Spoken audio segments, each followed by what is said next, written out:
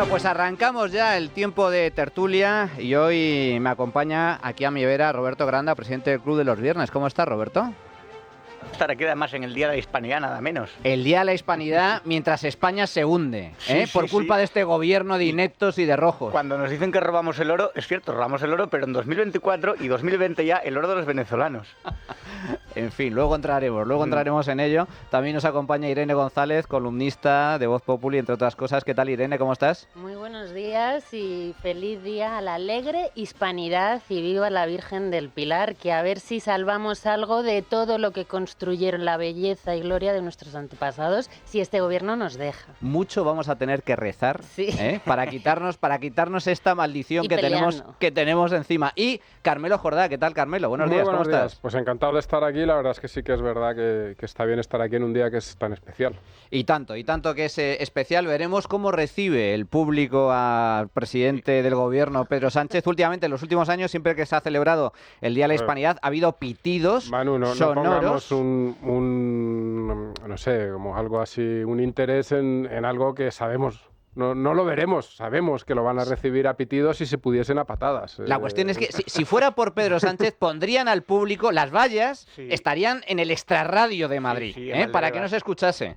Pero bueno. Hay una cosa, cuando la gente y el público tienen la oportunidad de ver al presidente del gobierno que le pita, también siempre es una costumbre ver a personas, por ejemplo, como Borja Semper, que salen después a criticar al público que pita porque eso no le parece suficientemente moderado o adecuado en la situación de incendio que vive el país. Libertad de expresión. Si la gente quiere pitar, está todo en su derecho de pitar.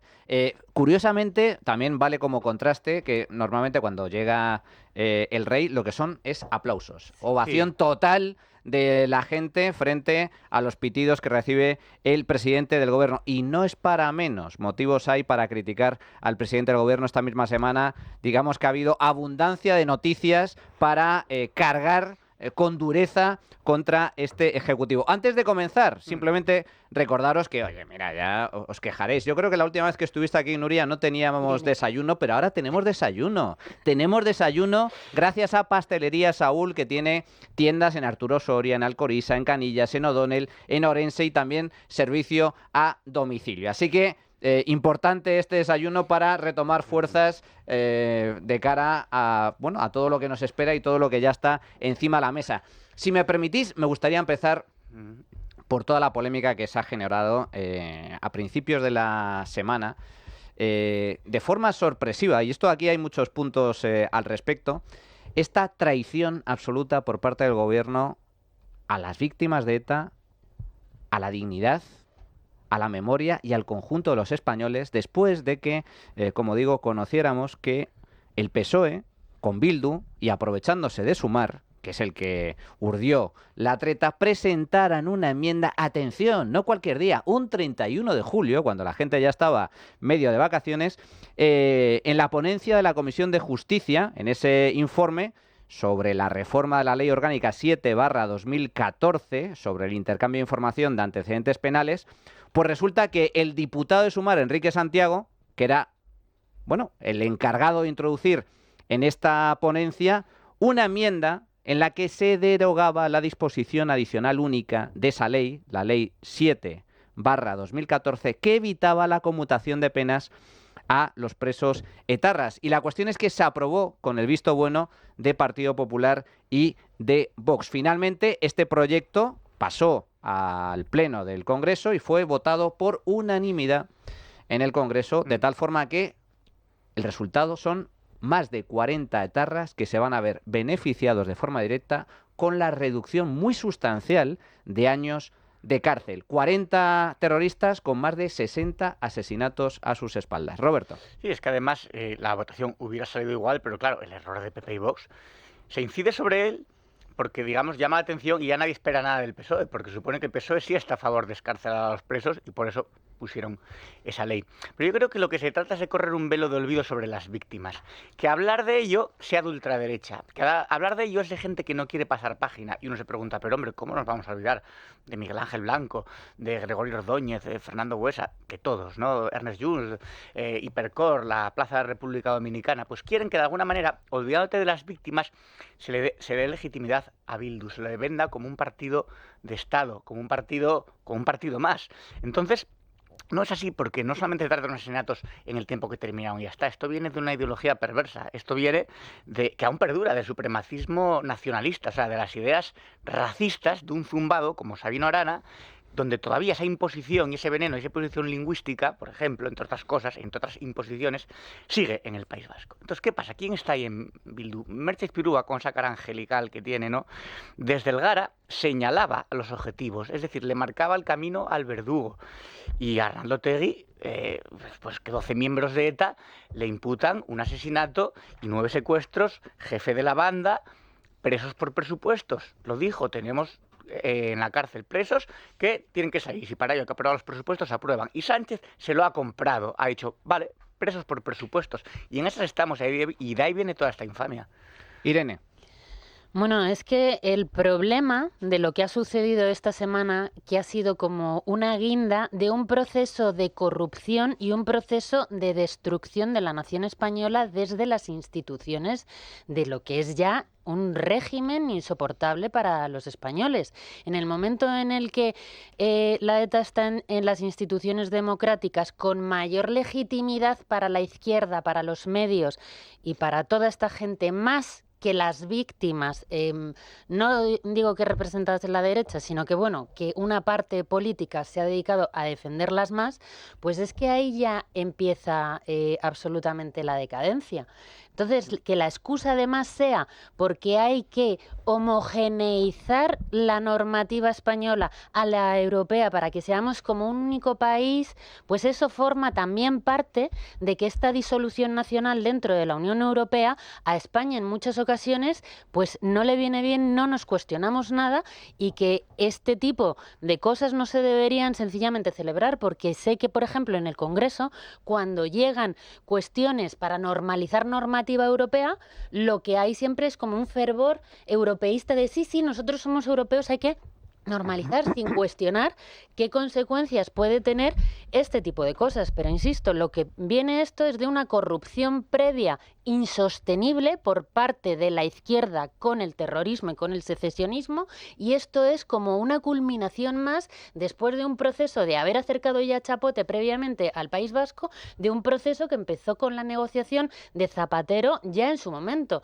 Entonces estamos sencillamente en lo que es este nuevo régimen. Nosotros nos escandalizamos, pero es un régimen antiespañol que a nosotros nos ha sacado del sistema para crear este sistema corrupto. Hay que recordar que esta transposición de la normativa comunitaria, por la cual se pueden conmutar penas de prisión, años de cárcel en presos que hayan cumplido penas de prisión en el extranjero, esto fue, digamos que evitado precisamente por el gobierno del Partido Popular. A mí por eso me sorprende tanto la justificación y las mentiras por parte del gobierno, señalando que es el mismo texto que se aprobó en su día en Consejo de Ministros por parte del PP. Oiga, no. Lo que hizo el gobierno del Partido Popular fue precisamente introducir una disposición por la cual se evitaba la conmutación de penas, se evitaba la reducción de penas por parte de los presos etarras, precisamente derivado de esta normativa. Fue el gobierno del Partido Popular el que frenó y evitó que se redujeran las penas. Y ahora el PSOE, y a mí que lo que más me repugna ya no es la reforma en sí, que es repugnante, sino que lo hagan a escondidas para ver si cuela. En plan, oye, si tú tienes un pacto de gobierno con Bildu, explícalo abiertamente, Carmelo. A mí, en cambio, Manuel, no me sorprende, o sea, no me repugna tanto como que me sorprende. Me da la sensación de que el gobierno quería evitar una polémica que pensaba que le podía perjudicar, y lo triste es que yo pienso que no le perjudica. A mí me parece que cuando Roberto decía que se está tratando de blanquear a Bildu está más blanco ya que si lo hubiesen lavado con Ariel. Es decir, lo peor de todo esto para mí es como esta sociedad ha decidido, bueno, pues que de ciertas cosas se hacía borrón y cuenta nueva y pelillos a la mar. Oye, que este tío ha matado a 4 guardias civiles, bueno, sí, hay derecho a rehabilitarse, no sé qué, y ya está. Y esa es una decisión que, obviamente, con el liderazgo del PSOE, que ha sido moralmente absolutamente despreciable, pero que esta sociedad ha comprado, y eso tenemos que asumirlo. A mí, yo voy a estar en contra siempre, voy a luchar contra eso en la medida de mis pobrísimas posibilidades, pero lo cierto es que esta sociedad no quiere saber nada de ese tema. Lo cierto es que las noticias sobre ese tema, esta semana, por ejemplo, se han leído por toda la parte que ha habido relativa al error del Partido Popular y Vox, pero nunca se leen. A nadie le importan excesivamente. Y eso es lo que es dramático, porque eso implica, yo recuerdo cuando en los años 80, 90, más los 90 recuerdo por mi edad, ¿no? En los años 90, los primeros años 2000, se hablaba de la sociedad vasca y de cómo la sociedad vasca, o una parte muy importante de la sociedad vasca, había decidido mirar a otro lado mientras los asesinos iban pegando tiros en las nucas, y decíamos que era una sociedad podrida. Enferma. Una sociedad enferma. Pues bien, pues esa enfermedad, en lugar de haberse acabado allí, se ha extendido. Y esa es la realidad. En España ahora tenemos una sociedad que ese tema es desagradable, quita. No, Pero tú crees, no quiero Carmelo, saber. y me gustaría saber vuestra opinión, ¿tú crees que esa sensación de decir, bueno, mira, ya está, pasamos página, no nos importa, eso crees que está algo generalizado por parte de los españoles o más bien por parte de los votantes de izquierda? Pues yo creo que hay verdadera indignidad por parte de muchos votantes del Partido Popular y de Vox, gente que no vota a la izquierda, que esto no lo perdona. Y de hecho me parece sintomático el hecho de que el foco de atención no se ha puesto tanto en la reforma en sí, porque era algo esperable por parte del PSOE, como en el error del Partido Popular y Vox a la hora de votarla. Dos cosas muy breves. O sea, si realmente el resto de la sociedad estuviese en contra de esto, habríamos visto una oposición que no hemos visto. Esa es la Pero realidad. tampoco la hemos visto en el Congreso. Es que quiero decir... No, pero déjame acabar, perdona. Si mañana se convocase una manifestación contra esta ley y contra estas excarcelaciones, no iría ni el tato. Y esa es la realidad. Entonces, yo lo que quiero... a mí esto me entristece decirlo. Y en cuanto a lo del foco que se ha puesto en el error del PP y Vox, yo creo que no ha sido tanto porque el electorado se indigne, que se indigna, es cierto. Es decir, obviamente al votante a la mayoría de los votantes del PP y Vox esto les sienta mal, sino porque eso le hacía el juego al gobierno. Y esa es la realidad. Y hemos estado hablando de ese tema muchísimo porque le hacía el juego al gobierno. Y ese tema es grave y ha sido un error lamentable y tendría que haber un par de dimisiones mínimo que no ha habido, ¿eh? Que no ha habido. Pero eso es muchísimo menos grave que hacer este pacto para cambiar la liberación de los asesinos porque te aprueben los presupuestos, cuando encima ni siquiera tienes asegurado que te aprueben los presupuestos, que esa es otra. Hay que recordar además que ese error por parte del Partido Popular y Vox en nada hubiera cambiado el resultado de la votación. No cambia, es decir, nada. La reforma se habría aprobado exactamente igual. A mí lo que sospecho... Bueno, no es que sospeche, yo creo que está claro que era toda una estrategia por parte de PSOE, Bildu y Sumar para colarlo y que precisamente se produjera lo que se ha producido, que Pepe y Vox también voten a favor. Irene y Roberto. Vale. Mira, yo es que yo puedo entender que hay mucha indignación, pero también hay que reconocer una cosa, que es que no me creo una sola de las palabras que ha dado la oposición para justificar esto, especialmente del Partido Popular como supuesto líder de la oposición por mayoría en números y escaños. Porque si esto sucede, si esto realmente tú te crees que ha sido un error, porque sí que estaban avisados, o sea, quiero decir...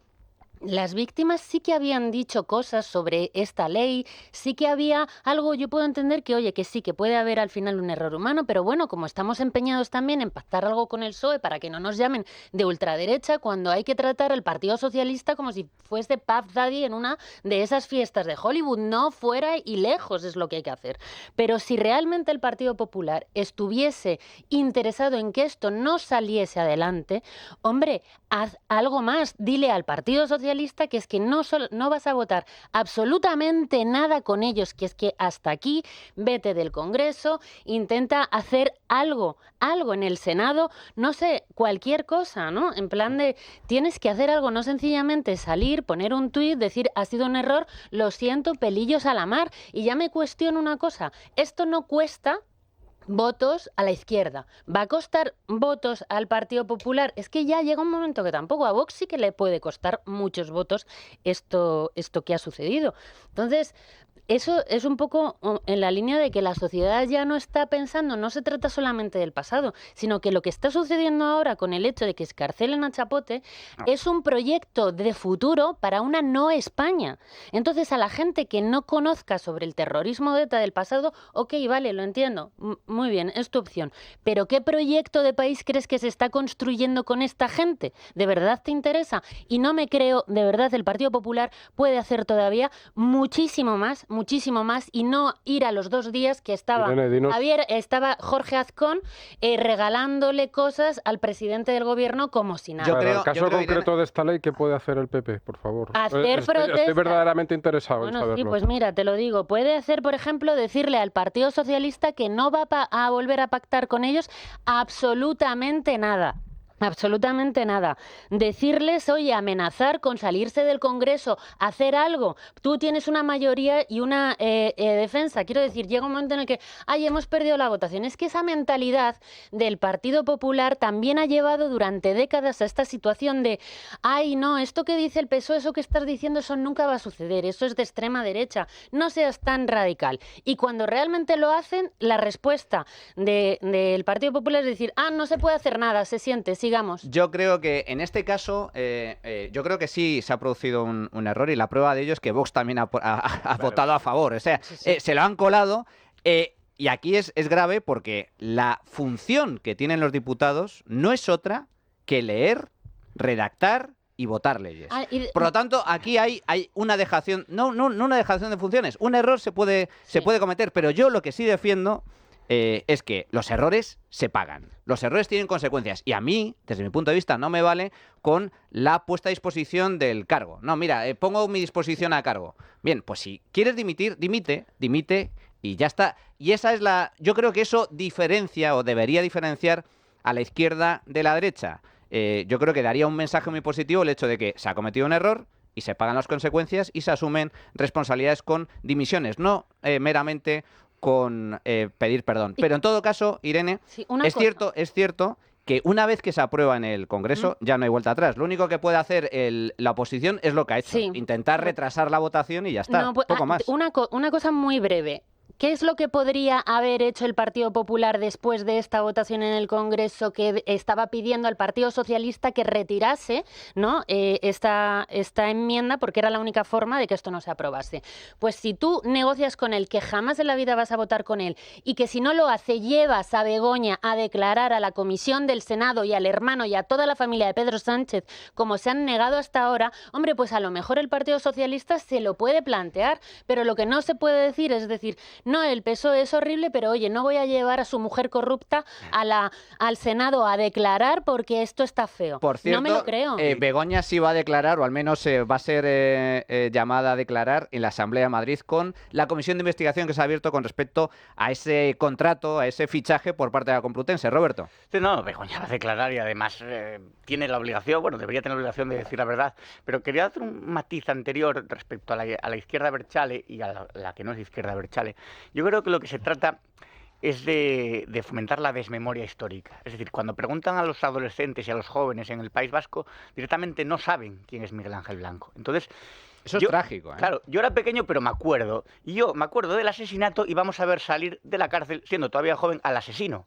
Es decir, Chapote en Navidad estará en su casa gracias a Pedro Sánchez y Pedro Sánchez estará en Moncloa gracias a Chapote, porque son los votos de Bildu los necesarios para eso. Y esa es una de nuestras tragedias nacionales. Es decir, yo creo que es una derrota del Estado de Derecho y que como sociedad hemos fracasado. O sea, podríamos hablar de la pena de muerte para los terroristas, de la cadena perpetua, pero ver cómo secuestran a un hombre durante 48 horas, lo matan, lo vives y vives también cómo ese tío sale a la calle sin haber arrepentido, sin haber colaborado con la justicia, sin haber reparado el daño, sin haber colaborado en los asesinatos que están todavía sin resolver. Pues a mí me parece trágico, la verdad. Bueno, para comentar este tema, ¿quién mejor que hablar pues con los principales afectados, que no solo son el conjunto de los españoles, el Estado de Derecho y la dignidad de cualquier persona de bien, sino con las víctimas del terrorismo? Para ello contamos con Maite Araluce, que es presidenta de la Asociación de Víctimas del Terrorismo, AVT. Doña Maite, ¿qué tal? Buenos días, ¿cómo está? Hola, buenos días. Bueno, estamos comentando esta lamentable situación por parte del gobierno que ha aprobado esta reforma, además por la puerta de atrás, para reducir penas de prisión a terroristas que en estos momentos están cumpliendo cárcel. ¿Cómo estáis viviendo desde vuestra asociación esta traición del gobierno a la memoria de las víctimas y sus familiares? Bueno, esta traición nosotros la veíamos venir desde hace tiempo. De hecho, hace 2 años ya organizamos una rueda de prensa en la sede de la OET diciendo que el próximo paso que iban a dar era este, porque era de las reivindicaciones históricas que llevaba Bildu. Entonces, cuando vimos cómo Bildu era socio preferente del gobierno y se les iba concediendo todas las reivindicaciones históricas que habían tenido siempre, bueno, pues advertimos hace 2 años que la siguiente iba a ser esta. El ministro del Interior, Grande Marlaska, les dijo hace justo 2 años que en ningún caso se reformaría la ley para reducir las penas de los etarras. ¿Se ha puesto en contacto con ustedes para darles algún tipo de explicación? No, por supuesto, no se ha puesto nadie en contacto con nosotros, nadie del gobierno. Pero sí tuve la oportunidad de encontrármelo el otro día, el martes, en el Congreso Internacional de la ONU sobre víctimas del terrorismo en Vitoria. ¿Y qué le transmitió? Después de los discursos del rey y de los distintos ministros, ¿no?, en los que estuve a punto de levantarme al oír a Marlaska decir, bueno, cómo nos querían a las víctimas, cómo peleaban por nuestra dignidad. O sea, eso fue el martes, al día siguiente de esta noticia. Como comprenderás, estuve a punto de levantarme del auditorio y salir. Lo que pasa es que por respeto al rey y a las autoridades extranjeras que había, pues me quedé sentada. Pero es verdad que luego tuvimos la oportunidad nos metieron en un salón para poder estar con todas las autoridades y el rey. Y yo, mi intención era no saludar a Marlaska, pero en un momento dado que él me vino hacia mí. Y bueno, pues ahí tuve una bronca con él. Obviamente le negué el saludo y le dije que ya estaba bien de mentirnos, de decir que éramos el centro de todas las políticas, cuando en el centro los únicos que estaban eran los presos de ETA, y que me había dolido muchísimo escuchar como alguno de los ministros decía que habían sentido un dolor tremendo al escuchar testimonios de las víctimas, y le dije, me hubiera gustado que ayer hubieras estado en la sede de la OBT escuchando todas las llamadas de las víctimas que llamaron con muchísima rabia, llorando, mucho dolor, muchas de ellas con crisis de ansiedad o crisis de pánico, y no, tenías que haber estado ayer escuchando a esas víctimas. ¿Y cuál fue su respuesta ante su reacción? No hubo respuesta porque me di la vuelta y me fui y le dije, bueno, pues yo no sigo hablando porque voy a llorar, pero de rabia y de impotencia, y me di la vuelta y me fui. Señora Araluce, ¿qué es lo que más les indigna? ¿La reducción de penas a tarras, las mentiras del gobierno o que se haga simplemente a cambio de votos? Bueno, nos indigna todo. O sea, sobre todo sentimos una impotencia tremenda. Es decir, bueno, tantos años de dolor, ¿para qué? ¿Para qué ha servido? ¿Para que les den todo lo que no consiguieron matando? ¿Para qué ha servido el sacrificio y la muerte de nuestros familiares? Al final es una sensación de abandono, de impotencia. Y cuando vemos que este gobierno especialmente está trabajando solo para beneficiar a los presos de ETA. Primero fueron los acercamientos, que también nos dijeron que no iba a haber, nos mintió el ministro a la cara otra vez, nos dijo que no iba a haber, que como mucho habría 20, pero siempre sin delitos de sangre, y que desde luego nunca les iba a acercar a cárceles del País Vasco, sería cárceles cercanas. Ahí fue la primera mentira, ¿no? Después ya les dieron las competencias al gobierno vasco, las competencias penitenciarias, y vemos como continuamente hay terceros grados, hay libertades condicionales, lo más grave de todo, sin arrepentimiento por parte de los presos ni colaborar con la justicia. Y ahora era esto otro. O sea, lo veíamos venir, pero vemos que al final todo el trabajo de este gobierno es para beneficiar a los presos de ETA, mientras a las víctimas nos tienen totalmente olvidadas. Este año el Ministerio del Interior nos ha rebajado las subvenciones que nos da para atención directa a las víctimas, 44.000 euros. Entonces, bueno, nos van cerrando, nos van quitando dinero para atender a las víctimas, máxime ahora cuando con todas estas noticias las víctimas necesitan más atención psicológica que nunca, y esa es la manera que estamos, la manera en la que nos trata este gobierno. Menos ayudas y menos apoyo para las víctimas y, sin embargo, más favores cada vez más abiertos y cada vez más indignantes a los etarras y a los presos de ETA. ¿Cree que ha acabado aquí o cree que habrá más concesiones, nuevas concesiones a los presos etarras? Bueno, ya es que más concesiones no se les puede hacer. Esta era una de ellas, y luego ya pues los terceros grados que se están dando como sin cumplir absolutamente nada de lo que tienen que cumplir. Entonces ya ¿qué más va a haber? De aquí a unos años pues estarán todos en la calle, mientras nuestros familiares están bajo tierra. Doña Maite Araluce, presidenta de la Asociación de Víctimas del Terrorismo, muchas gracias, mucho ánimo, mucha fuerza. Gracias. Un abrazo. Gracias. Carmelo. Yo quería también dar las gracias a doña Maite, aunque ya no esté en antena, pero espero que nos oiga, por el trabajo que hacen y por lo que significan y por lo que han significado durante todos estos años. Quiero recordar también un poco que efectivamente hemos hablado del tema. Yo creo que hay que hablar del tema porque no se puede negar, pero que no debemos enfocar este asunto en el error terrible, pero que, como bien decías, no cambia nada de PP y Vox. Aquí los culpables son Partido Socialista, efectivamente, Bildu y Sumar.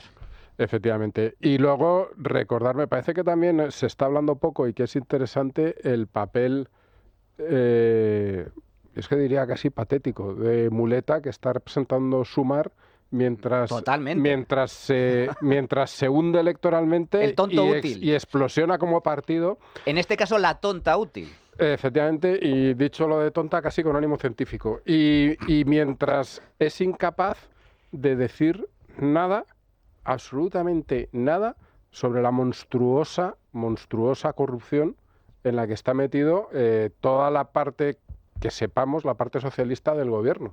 Es decir, tú estás en un gobierno en el que se están viendo casos, que el ministro de Fomento le regalaron un chalet y lo dice la Guardia Civil, no lo digo yo. Bueno, y no dices absolutamente nada, nada de nada. El chalet, luego entraremos en ello, el chalet y le pagaba el piso a la amiga. Amiga muy entre comillas. Es que me parece tremendo y que estos que venían a luchar contra la casta y a librar a las instituciones de la corrupción, no sé qué, no dicen nada. Es que no tienen ni un mínimo de dignidad, es decir, ni un mínimo de vergüencita de decir, joder, qué papelón estoy haciendo. Roberto. A ver, la Jessica la llamaban la 20 minutos, pero hay que entender que vive en Torre Madrid, que es muy alta, y 20 minutos es por lo que tardabas en llegar arriba al piso, creo que era. Pero bueno, a ver, respecto a Sumar, que es una secuela de Podemos ya se había reunido. ¿Sabe Pablo Iglesias Rico Tabernas alabando la visión política de ETA y diciendo, no deberían los presos ir saliendo de las cárceles ya que no es un problema y ya no matan y tal y cual? Bueno, Pablo Iglesias llegó a decir en una Rico Taberna, es decir, allí con toda la patulea enfrente, diciendo que la izquierda Berchale eran los únicos que habían entendido que la transición española en realidad era una continuación de la dictadura de Franco. Esto es Podemos, esta es la basura que en estos momentos nos gobierna, porque hay que recordar, Sumar es una escisión de Podemos, es la misma basura. Es una especie de reconstrucción patrocinada desde el PSOE, es una cosa muy rara, en realidad, si lo pensamos. Bueno, hacemos una pequeñísima pausa y regresamos con estos y más temas. La trinchera de Llamas, con Manuel Llamas.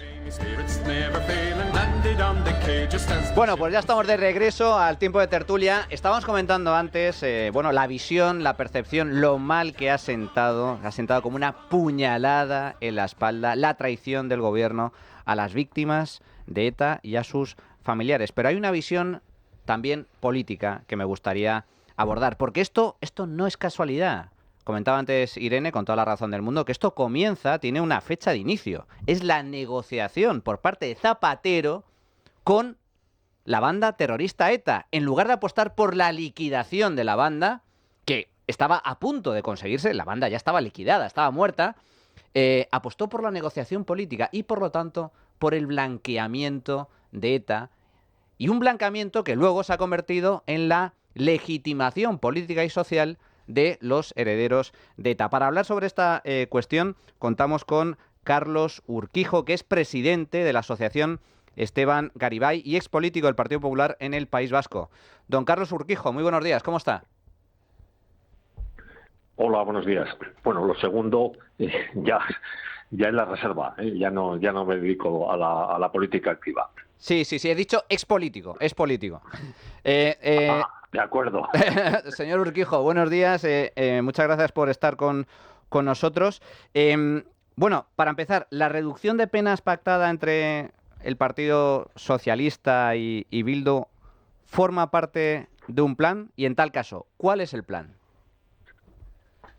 Bueno, evidentemente forman parte de un plan, es la conclusión de un plan que se inició, como bien se decía en la entradilla, cuando ya en el año 2000, a la vez que el Partido Socialista estaba firmando con el PP el Pacto por las Libertades y contra el Terrorismo, ya había encargado entonces José Luis Rodríguez Zapatero a Jesús Eguiguren que sondeara la posibilidad de lo que ellos llaman un final dialogado con la banda terrorista, ¿no?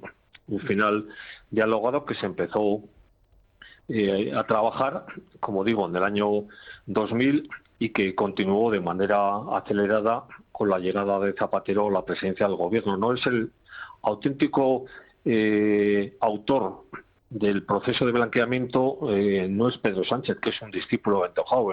El autor de ese proceso es Zapatero. Si tenemos tiempo lo explico rápidamente porque creo que a veces caemos en la desmemoria. Hay que recordar que en abril del 2005, cuando estaba ya ilegalizada por el Supremo lo que se calificó, lo que realmente era la sucesión de ETA en los partidos políticos de Herri Batasuna, Batasuna y Euskal Herritarrok, en abril de 2005 Zapatero permitió que un desconocido Partido Comunista de las Tierras Vascas, que era el heredero de esas formaciones políticas, fuera al Parlamento Vasco.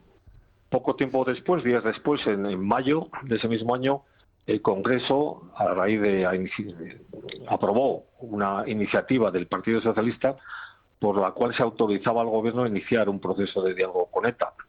Y luego también ya en 2007 se permitió la vuelta de ETA a los ayuntamientos a través de Acción Nacionalista Vasca, y en mayo de 2011 lo permitió con Bildu y con aquella vergonzosa sentencia del Tribunal Constitucional que por 6 votos a 5 dijo que estas candidaturas de Euskal Herria Bildu no eran la sucesión de lo que 3 días antes el Supremo había dicho que efectivamente era una sucesión de ETA.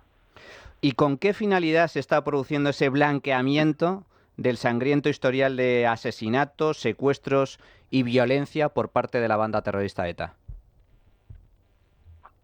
Bueno, la finalidad es la ruptura de España. Es, a cambio de permanecer en el gobierno, permitir que las fuerzas que apuestan por la disgregación y por la ruptura pues tengan la capacidad suficiente para influir en el gobierno de España. Lo hemos visto y lo estamos viendo en Cataluña y lo vemos en el País Vasco, ¿no? Hoy, gracias a Pedro Sánchez, Bildu es una fuerza aparentemente democrática. Con ellos se negocia absolutamente todo. Lo hemos visto ahora, ¿no? Como ha sido precisamente la disposición adicional, la derogación de la disposición adicional, que Bildu además con mucha habilidad se ha quedado fuera del debate, ha sido Sumar quien ha hecho el trabajo sucio, pero eso ha sido por indicación obviamente de Bildu. No está pagando Pedro Sánchez su elección como presidente del gobierno en aquella moción de censura de junio de 2018, ¿no? Pero no solo eso, todo eso ha conllevado más cesiones, ¿no? Hay que recordar también como Navarra, que es uno de los elementos clave para el independentismo vasco, pues bueno, 5 de los 7 parlamentarios de Bildu permitieron en agosto de 2019 que María Chivite, del Partido Socialista, fuera elegida presidenta del Gobierno de Navarra. Hay que recordar también que en mayo del año 21 el Gobierno de España transfiere al Gobierno vasco las prisiones, la competencia de prisiones, y desde entonces 82 presos de ETA han visto cómo han progresado de grado, incumpliendo lo que dice el Código Penal y la Ley General Penitenciaria, y solo van a dormir a la cárcel de lunes a viernes.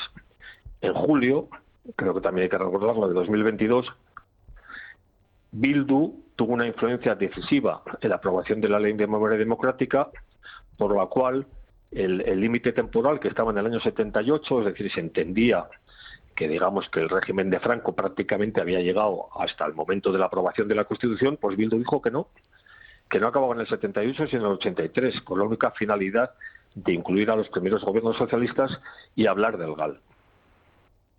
Agosto de 2023, volvemos a Chivite, reelegida de nuevo con la abstención de los 9 parlamentarios de Bildu.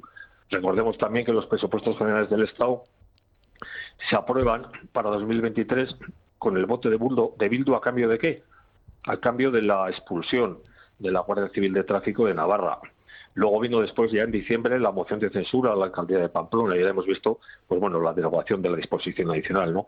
Todo eso forma parte de un plan que lo tiene muy claro, sobre todo lo tiene muy claro Bildu, que no hace otra cosa que lo que se espera de ella, ¿no? Ellos son los herederos de ETA, lo dijo Otegi. Si tenemos que aprobar los presupuestos para que los presos de ETA salgan a la calle, pues los aprobaremos. Ellos tienen un plan muy claro, y la vergüenza y la bajeza, como dijo muy bien el otro día Núñez Feijóo, no es el error gravísimo del Partido Popular y de Vox, sino que un partido socialista que tiene a 14 militantes asesinados por una banda terrorista se preste a este blanqueamiento y se preste a hacerles este favor a un partido político que es un instrumento de una banda terrorista que solo quiere la ruptura de España. De hecho, ha hecho una exposición de todas las cesiones a Bildu. Hay que recordar que hace muy pocos días se produjo la penúltima cesión a Bildu con esa derogación o modificación de la Ley de Seguridad Ciudadana para que policías y guardias civiles no utilizaran pelotas de goma, entre otras cuestiones, que era también de una de las principales reivindicaciones de Bildu. Y ahora nos encontramos con esta excarcelación de etarras, con esta reducción de penas a más de 40 etarras. Señor Urquijo, desde su punto de vista, ¿qué será lo siguiente? ¿Ve usted la posibilidad de que el Partido Socialista le llegue a conceder incluso el gobierno del País Vasco a Bildu? ¿Cree que el PSOE podría incluso llegar a gobernar con Bildu en el País Vasco? Bueno, yo no lo descarto en absoluto. Bildu ha estado a punto de desbancar al Partido Nacionalista Vasco en las últimas elecciones autonómicas. Tienen el mismo número de escaños. Lo que pasa es que el PNV tiene más votos, ¿no? Pero esto es la consecuencia lógica de muchos años de cesiones, y los cuales al final, pues el original gana la copia, ¿no? Yo creo que lo siguiente va a ser probablemente la aprobación de un nuevo estatuto del cual se derive pues un referéndum de autodeterminación, ¿no? Una nueva consulta. Yo no sé si al final ese estatuto, como está ya planteando el PNV, planteará una relación de bilateralidad entre España y el País Vasco, es decir, no sé exactamente cuál será la definición, pero claramente es seguir ahondando en la ruptura, y eso, pues ese proceso acaba con un nuevo estatuto y acaba con un referéndum de independencia. Y no tengo ninguna duda de que si Sánchez sigue al frente del Partido Socialista, eso terminaremos viéndolo. Don Carlos, última pregunta muy breve. El gobierno insiste en que ETA ha desaparecido. Se ha disuelto y ya no existe. ETA es el pasado. ¿Pero está de acuerdo con esa afirmación o más bien ETA se ha transformado? Evidentemente, ETA se ha transformado. No lo digo yo, que no soy nadie, lo dijo el Tribunal Supremo por 2 veces. Lo dijo en 2003, cuando ilegalizó, como decía al comienzo de la entrevista, a Batasuna, a R. Batasuna y a Euskal Herritarrok por formar parte de la estructura de la banda terrorista, y lo dijo también en 2011, aunque luego el Constitucional, como decía también 3 días después, dijo lo contrario, ¿no? Ahora se han disfrazado de partido político porque les viene mejor. Es decir, vieron que a través de la violencia y del terror no podían conseguir lo que pretendían, y les resulta mucho más cómodo más fácil y sobre todo más cómodo, porque ya incluso no tienen que ir a la cárcel, el trabajar desde las instituciones para romper, para acabar con la unidad de la nación española. Y para eso pues tenemos al frente del gobierno a un tonto útil que se presta a realizar ese trabajo por su ambición de continuar un día más en la Moncloa, ¿no? Esa es la realidad. Yo creo que ETA está más fuerte que nunca porque aquello que no consiguió a través de la violencia y a través del terror, pues poco a poco, paso a paso, parece que sin que apenas nos demos cuenta, lo va consiguiendo cada día gracias a esa negociación política con un personaje sin escrúpulos como es el presidente Pedro Sánchez. Don Carlos Urquijo, presidente de la Fundación Esteban Garibay, muchísimas gracias. Fuerte abrazo. Muchas gracias a ustedes. Irene. Bueno, la cronología que ha hecho Carlos Urquijo es fantástica y hay que incidir una vez más en qué consiste este proyecto en el que nosotros estamos ya viviendo, digamos, unas últimas fases. Este proyecto consiste en hacer una España, bueno, en destruir una España para hacer un Estado federal que dependa, ¿no?, el bolsillo y lo que es el presupuesto de la España común al servicio de las necesidades de aquellas regiones con pulsiones secesionistas como es Cataluña, el País Vasco, que por supuesto a través de un referéndum y demás. Este proyecto es compartido ideológicamente por el Partido Socialista, al que se le añade que ve en estos unos socios perfectos para expulsar de la política a media España y mantenerse en el poder. Este es un proyecto que incluso es de principios del siglo XX con unas consecuencias nefastas y que fue recuperado por José Luis Rodríguez Zapatero. Pero es que ahora, ¿por qué estamos en una situación ya de los últimos pasos aún más grave? Porque el proyecto de ruptura de España y, por tanto, de todo lo que sea una legalidad y una dignidad y lo que es la nación española, ahora también es compartido de una forma ideológica por aquellos que entienden que el tema de la nación española es algo anticuado y que ahora lo que hay que estar es una disolución en Europa, como esto lo dice mucho Pedro Sánchez. ¿Qué más da esto de las nacionalidades del País Vasco y Cataluña? Si en Europa, ¿no?, esto ya, lo de las naciones no tiene mucha importancia. Ese es el proyecto clave. Y sobre el punto siguiente, decía Carlos Urquijo que podría ser un referendo de autodeterminación en el País Vasco, pero hay otro punto clave que él ha mencionado, que es Navarra.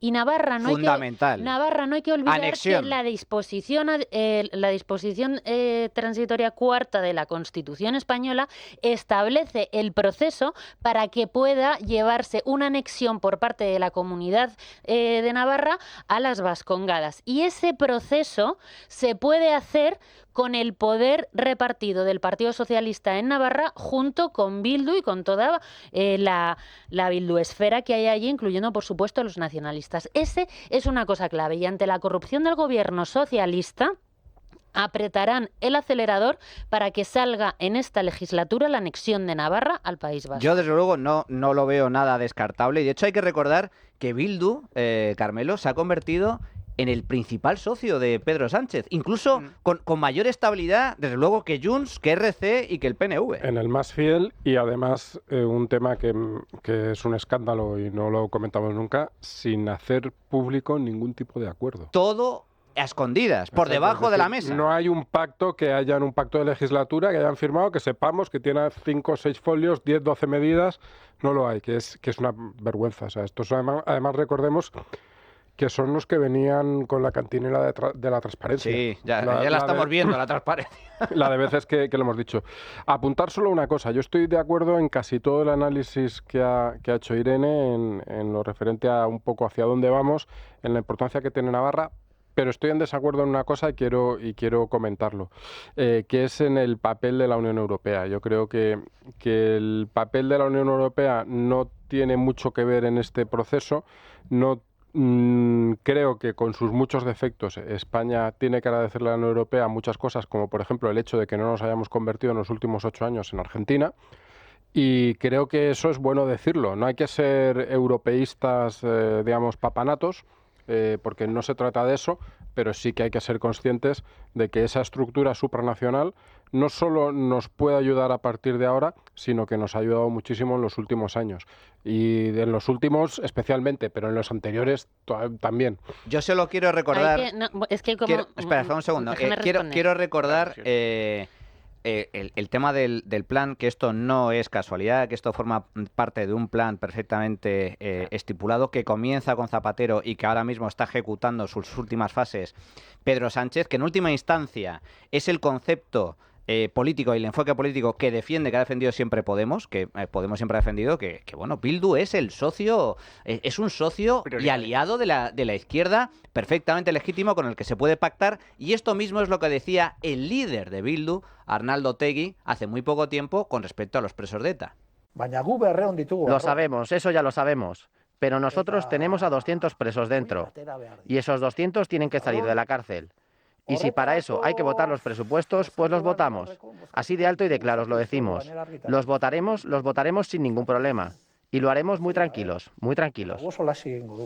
Votos por presos. Y a mí me parece indignante, Roberto, me parece indignante que este gobierno en concreto haya propiciado una amnistía de golpistas por votos. Exacto. Y ahora esté escarcelando tarras por votos también. Claro, escarcelar de tarras por votos, amnistía en Cataluña por votos, eso también es corrupción. Mira, ya me ha sentado mal el desayuno. Es la peor corrupción. La peor. La peor. Me ha sentado mal el desayuno después de escuchar a Otegi. Esto me revuelve el estómago siempre, pero bueno. Decía Carmelo, y tiene razón, que el blancamiento de Bildu ya se ha terminado. La primera vez que se reunió el PSOE y Bildu, estaban Adriana Lastra y Simancas cariacontecidos, con una cara de funeral, muy, muy serios. Luego ya Pedro Sánchez con Merche Espirúa eran todos sonrisas, eran gestos alegres, ya no había una intención de disimular, de decir, bueno, estamos aquí, pero esto es un mal trago, en absoluto. Y mira, cuando todos estos, como son zotes, cuando hablan de plurinacionalidad, no saben decir tampoco cuántas nacionalidades. Dicen, no, una España plurinacional, sí, pero ¿cuántas? 3, 14, 17, Chamberí puede ser una nación. Lo único que les une a todos, incluida la izquierda, es el odio a España. Pero esa plurinacional, esa España disgregadora y disgregada, lo que hace es acabar con el concepto de ciudadanía, de cosas que ellos supuestamente deberían reivindicar como libertad, igualdad, fraternidad, que vienen de la Revolución Francesa, y de fraternidad, de igualdad nada, y de libertad mucho menos. Yo creo que la tragedia de esto es que, efectivamente, como bien estabais comentando antes, no le está pasando factura al gobierno. Pero ¿cómo le va a pasar factura si esto es el proyecto principal del Partido Socialista con el que se presentan las elecciones y lleva defendiendo décadas? O sea, quiero decir, estamos ya, ¿sabes? A ellos les votan precisamente para esto. Para que pacten con Bildu y que expulsen a la ultraderecha del espacio público. Y sí que es muy importante incidir en lo que es la nación española, porque como repetía Carlos Urquijo, si el proyecto es de ruptura nacional, en el momento en el que no se tiene una conciencia de qué es España y de qué importante es la nación española y la patria y todo lo que nos aporta, ese concepto empieza a diluirse, empieza a perder importancia para que los ciudadanos entiendan, bueno, si a mí total, ¿qué más me da si estamos dentro?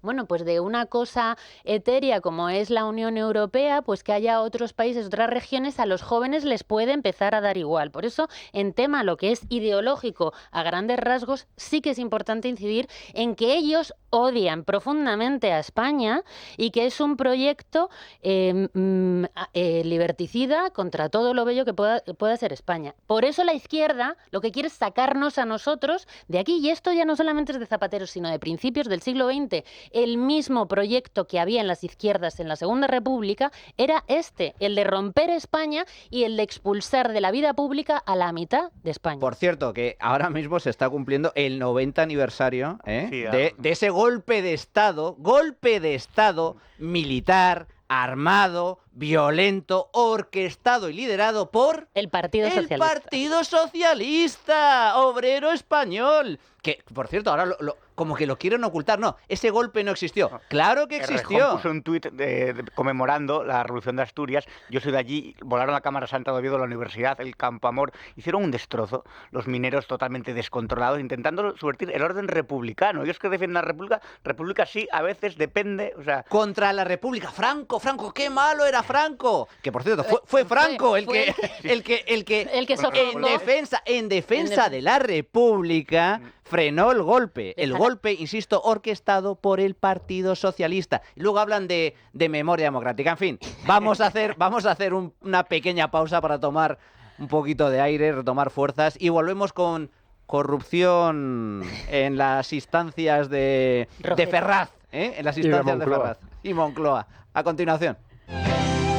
Bueno, señores, y por si fuera poco, después de todo el escándalo con la excarcelación de presos etarras, con la reducción de penas, que por cierto, esto es importante señalarlo, el gobierno también ha hablado de que no, que esto es, conmutamos penas de terroristas que ya han cumplido años de prisión en Francia por el mismo delito, y entonces aquí lo que se hace es se reduce las penas. No, mucho cuidado con eso, que estamos hablando de delitos distintos también.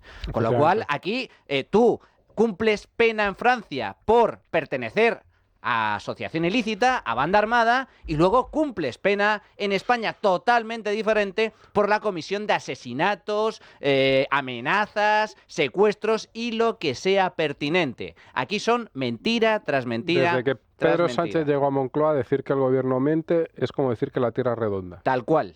Es decir, diga lo que diga, si el gobierno dice buenos días, es que es un mal día. Es que mienten siempre. No hay nada que digan que no sea mentira. Y hay el tema de Bildu y ETA, por un lado, pero es que esta semana, señores, ha explotado una bomba nuclear directamente con ese informe de la UCO de casi 90 páginas en las que punto por punto empiezan a desgranar todo el montaje, todo el sistema corrupto, la basura, todo lo relacionado con Víctor de Aldama, con el señor Ábalos, las maletas de Delsi por en medio, en fin, mucha información al respecto, que lo que viene a señalar es que esto no es el caso Koldo, ni es el caso Ábalos, ni es el caso Sánchez, es el caso PSOE. Es que aquí hay unas siglas... Incluso más, yo diría que es el caso gobierno. Es decir, si hay algo diferente de esto, digamos, de esta marea de corrupción respecto a cosas que hemos visto ya en este país, y mira que hemos visto cosas, es que no se trata, por supuesto, de decisiones aisladas de un funcionario, por muy alto que sea, que se lucra de alguna forma. No se trata tampoco de un sistema de financiación del partido, que hemos visto en otros sitios que tampoco llegaba a esas alturas, sino de un sistema montado desde el mismo gobierno, desde el corazón del gobierno, con el conocimiento de un montón de miembros del gobierno y probablemente del presidente, que estaba montado para el lucro personal de algunos. Es decir, esto es, yo creo que es no sé si en cantidad, es decir, porque eso está por ver, aunque vamos a ver cosas tremendas. Es el peor escándalo de corrupción que hemos tenido en este país, porque es el primero que está hecho directamente desde el gobierno y desde el Consejo de Ministros, que eso es algo que, insisto, no había pasado nunca. Había habido casos de ministros que habían hecho cosas, ha habido casos de ministros que han tenido que dimitir, pero desde el propio gobierno crear lo que es, a luz de ese informe, lo que estamos viendo, una auténtica estructura criminal, una estructura dedicada al crimen y al delito, yo eso no lo había visto nunca. Y esta semana hemos podido ver el inmenso alcance que tenía esto, su profunda gravedad, y hemos podido ver también, y esto me parece interesante que se analice en algún momento, cómo esto que ellos ya sabían, pero que al salir a la luz ha supuesto un shock, ha puesto el gobierno patas arriba, están completamente en shock. Ayer hablaba Bolaños y es que no sabía por dónde salir. Daba asquito, que da tal, pero pena. Daba pena, decía, joder, que en el caso de Bolaños, bueno, simplemente advertir a nuestra audiencia que mañana entraremos en detalle a analizar cada una de las cuestiones, pero el tema de Bolaños, a Bolaños se le pregunta por el viaje de Delsi Rodríguez, que ahora nos enteramos que había sido invitada no por Ábalos, que la carta la escribió Víctor de Aldama, por cierto, con 27 faltas de ortografía, para más INRI, pero que había sido invitada por el gobierno de España aquí, y se le pregunta a Bolaños, y la respuesta a Bolaños, ¿cuál fue? Fango, ultraderecha. Había un segundo solamente, había un ministro, yo diría que más que ministro, vicepresidente, que era el vicepresidente de corrupción, que era Víctor Aldama, que iba dando instrucciones a los ministros y estos las seguían, que es lo absolutamente alucinante.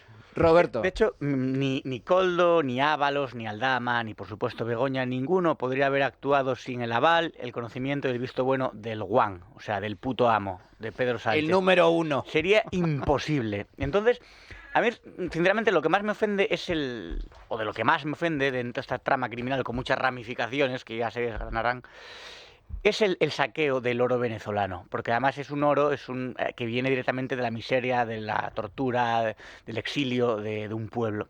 Estamos hablando de casi 100 barras de oro por valor de 70 millones de euros. El viaje de 3 días, la agenda que le hicieron a Delcy Rodríguez, que es la mano derecha de Maduro y que no podía pisar suelo europeo. Y cuando les preguntan dicen, no, si es que fue una parada técnica como si fueras a cambiar el aceite del coche. O sea, mienten y además con una alegría. Pilar, por ejemplo, también, yo quedé pues bastante estupefacto, porque hablamos siempre de la cara de cemento armado que tiene Pedro Sánchez para mentir, pero Pilar Alegría no se queda atrás, por eso está ahí, para estar en ese gobierno. Pero le sale peor a la pobre, hay que decirlo. No. Recordar que Delcy no podía pisar suelo europeo, no por sus crímenes en la dictadura, o sea, no por las torturas de la oposición, sino por su relación con el narco. Claro, el cártel de los soles. Es decir, se ha recibido aquí y se le ha dejado bajar 40 maletas a una tía que está señalada como narcotraficante. Sí, sí. Bueno, Irene, súper breve, porque me gustaría comentar un tema y como mañana vamos a abordar en profundidad esto, ¿cuál es tu opinión al respecto? Muy general. Muy breve. El Partido Socialista Obrero Español es una organización criminal que está estableciendo en España un régimen, un narcorrégimen. Porque si sus negocios vienen de Delcy Rodríguez, si vienen del oro de Venezuela sin ningún tipo aquí de control, o sea, sabemos solo la punta del iceberg de todo lo que ellos quizá hayan estado haciendo y de todo lo que está entrando en este país. Esto es el Partido Socialista.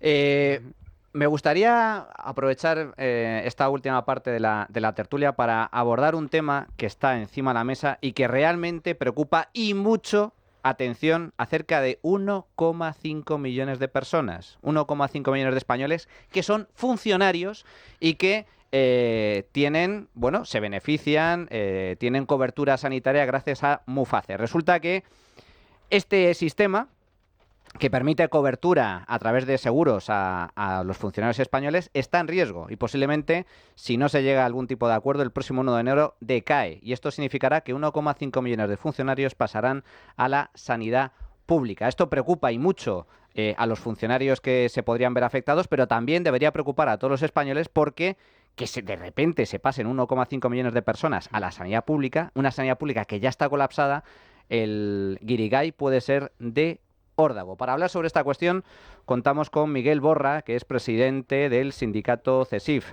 Señor Borra, ¿qué tal? Buenos días, ¿cómo está? Hola, muy buenos días. Bueno, me gustaría comentar con usted en qué momento, en qué situación se encuentra en estos momentos esa negociación entre el Gobierno y Muface. Parece ser que el Gobierno está ofreciendo un aumento del 17% en la prima a las aseguradoras. Las aseguradoras dicen que esto es insuficiente, piden como mínimo un 24% y a priori no parece una diferencia insalvable. ¿Se ha producido algún avance? ¿Cómo cree que puede acabar esta negociación?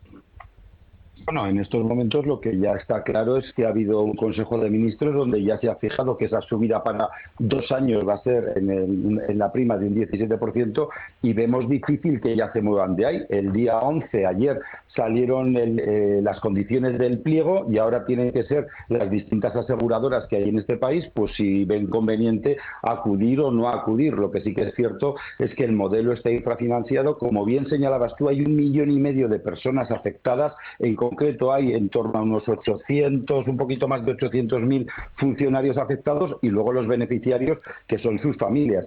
Si a esto le sumamos los funcionarios que están adscritos a Mujejo, es decir, todos los funcionarios de justicia, jueces, fiscales, tramitadores, etcétera, más los que están en ISFAS, que es Guardia Civil y el Ejército, pues estamos hablando en conjunto de en torno a 2.100.000 personas que están dentro de este modelo mutualista y que estamos todos muy preocupados, pues porque si se sigue produciendo esta infrafinanciación del modelo, pues estamos viendo cómo nuestros funcionarios y sus familiares están teniendo más dificultad, cada vez hay menos cuadros médicos, cada vez hay menos hospitales potentes, que es uno de los miedos que nos da, es decir, que aunque se acabe cubriendo a través de las aseguradoras, pues que luego las aseguradoras no firmen los contratos de colaboración con los grupos hospitalarios que nos están prestando en estos momentos la prestación.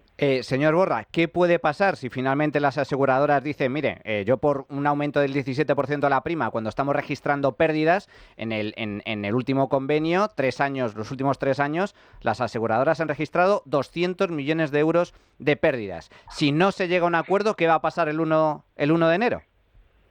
A ver, si no se llegara a ningún acuerdo, sí que nosotros desde luego no contemplamos esa posibilidad, pero si no se acabara llegando al acuerdo, pues indudablemente el Sistema Nacional de Salud iba a tener que asumir a todas estas personas que se quedarían sin cobertura sanitaria. Pero yo quiero señalar que detrás de estos números hay casos y hay personas con situaciones muy graves. Es decir, ¿qué pasa cuando un enfermo está ya en un tratamiento de, por ejemplo, oncológico por un cáncer? ¿Qué pasa cuando ya tenemos una programada una operación? Claro, no solamente si se cae el modelo, es que aunque no se caiga, si se caen cuadros médicos, si se caen hospitales, un señor que lleva trabajando 35 años, pues se puede encontrar que su empresa, en este caso la administración pública, le dice, no, mire usted, el médico que la ha estado tratando en los últimos 10 años, la enfermedad que usted tiene, ya no está dentro de nuestro cuadro, con lo cual usted se tiene que buscar otro médico, ¿no? Y desde luego los ciudadanos tienen que saber que este modelo lleva funcionando desde el año 75, que surge porque los funcionarios no tenían derecho a asistencia sanitaria y se tenían que agrupar en mutualidades, en Montepíos, etcétera, y que es un modelo de colaboración público-privada que ha dado buen resultado, que ha dado, desde luego, que está generando empleo en nuestro país y que, como muy bien señalaba usted al inicio de la entrevista, si el Sistema Nacional de Salud tuviera que asumir en estos momentos todo este colectivo de personas, pues íbamos a ver cómo se van a incrementar nuestras listas de espera, etcétera, etcétera.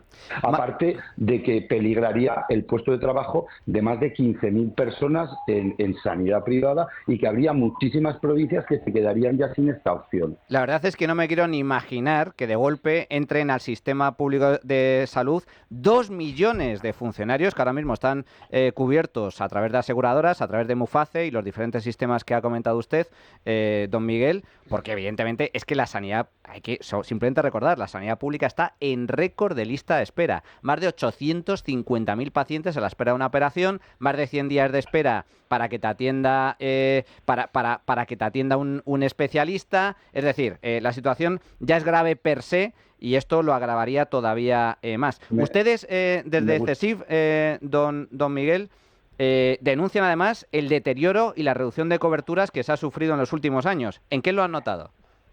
Efectivamente, me gustaría en primer lugar señalarle, para que sus oyentes se hagan una idea, Alemania tiene 1.000 médicos más por cada millón de habitantes que España. En España, en el número de camas, tanto hospitalarias como de UCI, en relación a la Unión Europea, pues no estamos ni muchísimo menos en el tramo alto, estamos en la media muy justitos, y eso lamentablemente lo vimos cuando el tema del COVID, el sistema alemán se colapsó una sola vez y el sistema español tuvimos muchísimos problemas. A la pregunta concreta que usted me hacía, que yo sí que las contesto todas, en el tema de en qué lo hemos notado en el tema de las prestaciones, pues mire usted, se han caído cuadros médicos, es decir, por ejemplo, hemos visto cómo compañeros policías nacionales, que también están dentro de Muface, pues no tenían un oculista, un oftalmólogo en determinados ámbitos. Hay algunas provincias donde solamente hay de guardia médicos generales en los distintos hospitales. Estamos teniendo también dificultades para que se nos autoricen determinados medicamentos, etcétera. Y lo que también el ciudadano, y aquí lo quiero señalar muy claro, porque parece que esto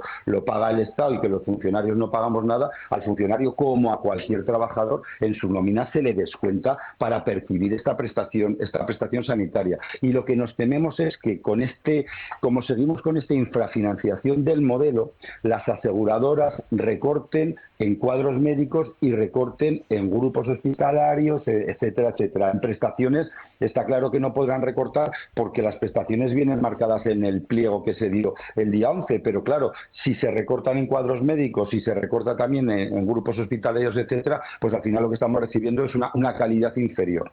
Don Miguel, para terminar, ¿irán ustedes a la huelga si no mejoran las condiciones? Y especialmente, ¿irán ustedes a la huelga en caso de que desapareciera Muface?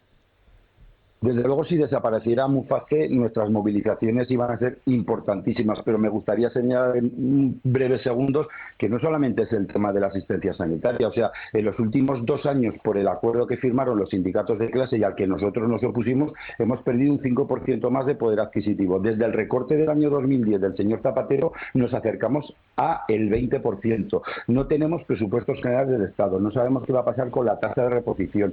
Seguimos en un 30% de temporalidad en las administraciones públicas que duplicamos al ámbito privado. En fin, que hay muchos motivos y encima no tenemos un gobierno que se quiera sentar a negociar, porque, bueno, para que se haga usted una idea, con el ministro Escrivá nos reunimos una vez y ya no se volvió a saber nada más, y con el ministro Óscar López es verdad que nada más entrar nos ha llamado, nos hemos reunido una vez y esperamos desde luego que se pongan en marcha todas las negociaciones para mejorar servicios públicos y condiciones laborales de nuestros servidores públicos. Así que no solamente es el tema de Muface, sino que este gobierno tiene muchas asignaturas pendientes encima de la mesa. Pues don Miguel Borra, estaremos muy atentos a todos los avances que se vayan produciendo respecto a esta cuestión. Miguel Borra, presidente del sindicato CESIF, muchas gracias. Fuerte abrazo.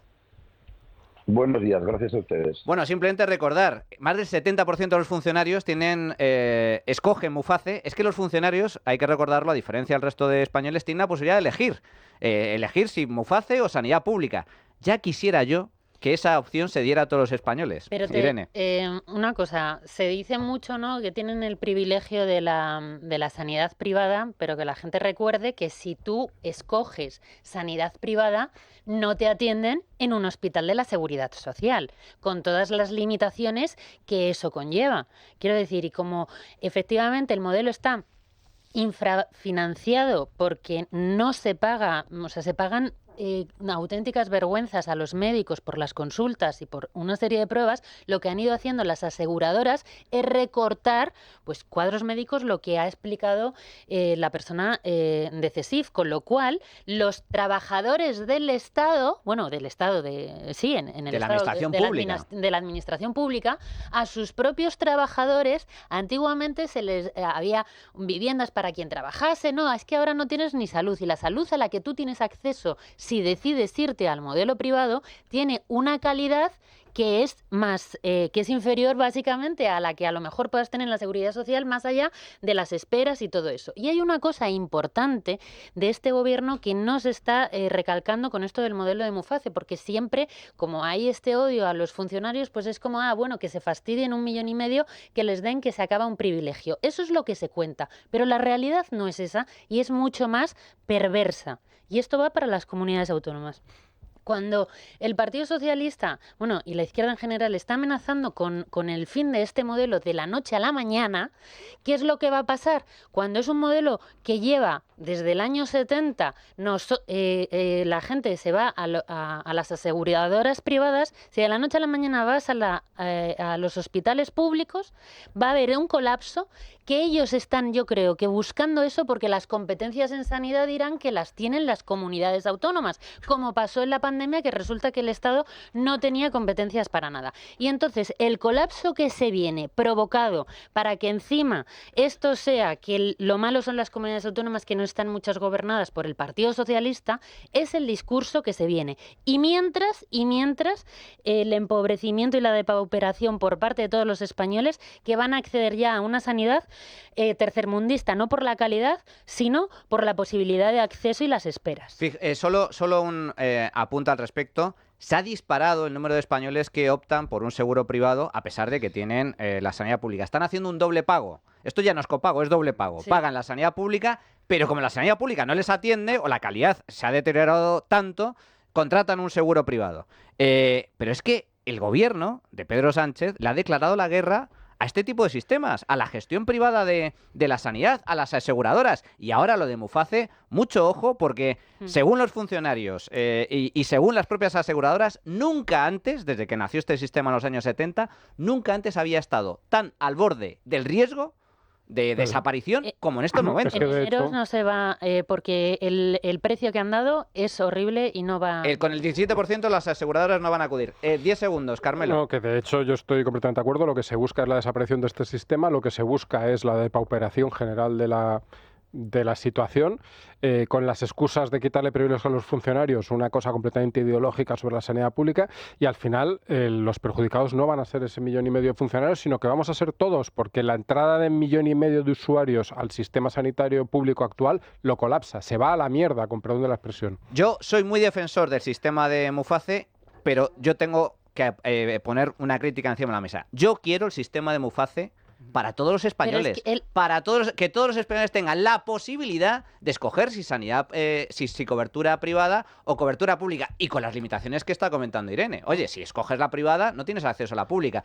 Adrián, hemos preguntado a nuestros oyentes sobre ese pacto de la vergüenza, de la indignidad de la traición absoluta del PSOE con la excarcelación de Tarras. ¿Cuál ha sido el resultado? Preguntábamos en nuestra cuenta @trincherallamas qué opinas de la excarcelación de Tarras por parte de Sánchez. Dábamos 3 opciones. La primera de ellas es lógico, porque lo exigía la Unión Europea. La segunda es una traición a víctimas y a España. Y la tercera opción era un intercambio pues, de presos por votos. Y ha ganado esta última con el 71%, seguido del 27% de que es una traición a víctimas y a España. Y también nos dejaban los oyentes sus opiniones a nuestro número de teléfono. Sánchez está escarcelando etarras porque esas cárceles, esas plazas en la cárcel las va a necesitar el PSOE, su hermano, su mujer y él. Y son las mejores cárceles que hay en España, porque tienen ahí de todo, de todo. Buenos días. A mí me parece esta ley mal, muy mal, que solo tengo que decir que es una traición a las víctimas y a todos los españoles de bien. Y como dice el refrán, perro suelto, el amo atado, ¿no? En este caso, a la cárcel. Buenos días. Para mí, el motivo de esta última fechoría es presos por votos. Sánchez pretende anclarse en la Moncloa, conservar la impunidad y a ver si con ello consigue esquivar todo lo que le viene encima. Ahora, la consecuencia es una auténtica y absoluta traición a las víctimas y también a España. Bueno, pues hasta aquí la opinión de nuestros queridísimos oyentes. Roberto Granda, muchas gracias. Gracias a vosotros. Seguiremos informando de la caída de España en los infiernos por culpa de este desgobierno. Irene González, muchas gracias. Muchas gracias y buen día de la Hispanidad. Exacto. Vamos a quedarnos con lo bueno. Carmelo Jordá, amigo. Un placer como siempre, Manu. Aquí nos vemos la próxima. Fuerte abrazo y nosotros continuamos. Ahora repasamos actualidad económica de la semana y luego nos vamos a una entrevista muy interesante. La Trinchera de Llamas. Es Radio.